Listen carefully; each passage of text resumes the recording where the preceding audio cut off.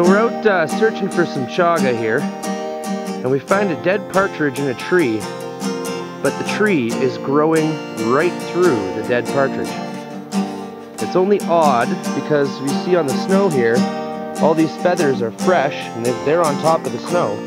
So this had to happen recently, and I know you really can't believe that the tree grows through him, but I'm about to show you that it definitely does.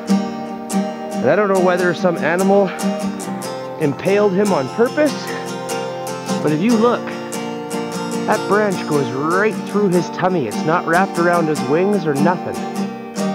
Very, very strange.